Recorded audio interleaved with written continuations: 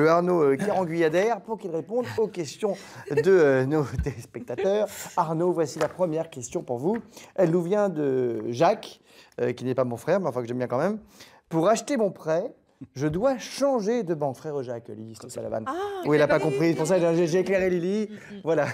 Pour acheter mon prêt, je dois changer de banque, mais est-ce que je peux conserver mon assurance vie dans la banque actuelle? Alors oui, parce que souvent, il faut bien le dire, quand on dit, quand on change de banque pour un prêt, en général, la banque veut récupérer tout ce qu'on a. Ça fait effectivement partie des contreparties. Voilà, ouais. La banque va demander donc le transfert des comptes. Et puis, certains comptes peuvent être facilement transférables, PEL. CEL, compte épargne logement, plan épargne logement, etc. Oui, mais une assurance vie, normalement, quand on la pète, on la pète. Voilà, attention, l'assurance vie. Alors, si elle a 6 mois et qu'il y a 5 € dessus, effectivement, elle est transférable, il n'y aura pas de grave. Par contre, si elle a plusieurs mois, plusieurs années et qu'il y a une somme importante dessus, attention, si on transfère d'une compagnie à l'autre, on va perdre tous les avantages liés à la date de détention du... Mais comment qu'on fait donc? C'est embêtant. Dans ce cas-là, parce que si la banque avec qui je prends un prêt me dit je veux récupérer tous vos comptes, ben on garde deux comptes. Et qu'est-ce qu'on fait? On a le droit de garder le compte? Aujourd'hui, on n'a pas d'autre formule que de conserver le compte. La Fédération française des assurances a dit on est contre le transfert des assurances vie.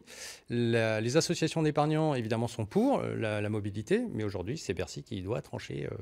Ah, non, parce que, alors, non, mais soyons clairs. C'est-à-dire que les épargnants aimeraient bien qu'on puisse transférer, mais en gardant les avantages, du coup. Tout à fait. C'est ça, j'imagine. Mais du coup, effectivement, une assurance vie qu'on a contractée à un taux X avec une banque, l'autre banque chez qui on va n'est pas obligée de nous faire le même truc, quoi. Exactement, c'est deux entités différentes. Oui. Et oui, donc, en général, donc, la réponse à la question, c'est oui, on peut conserver son assurance vie dans la banque actuelle. Et il faut peut-être mieux... Et il vaut mieux le faire. Oui. Et il vaut mieux le faire. Et bien voilà, Jacques, j'espère qu'on vous a éclairé. Voici maintenant la question de Lise.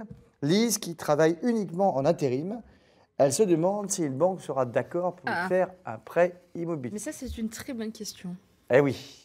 Alors, qu'est-ce qui se passe dans ce cas-là? Le banquier, pour étudier le dossier, va regarder dans le rétro. Finalement, il va regarder l'antériorité des revenus, la régularité des revenus.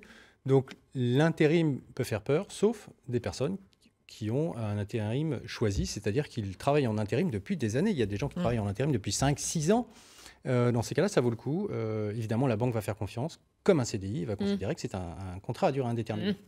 Donc oui, c'est possible. C'est possible, mais il faut avoir une activité hyper régulière. Voilà. Si c'est effectivement un contrat intérim qui a 6 mois, il n'y a pas assez d'antériorité. Donc la banque va pas être va dire assurée. non, quoi. Voilà. C'est pareil pour les intermittents du spectacle. C'est un petit peu la même... Il faut regarder la régularité des revenus sur les précédentes années. Finalement, la banque regarde vraiment dans le rétro. Et il faut qu'elle soit rassurée sur la pérennité des revenus, la régularité. Ils sont frileux, les banquiers, un peu là-dessus quand même, non? Ah bah ils sont frileux, c'est leur métier. Ils ont peur de perdre des sous. Mais oui, mais c'est chacun voit midi à sa porte.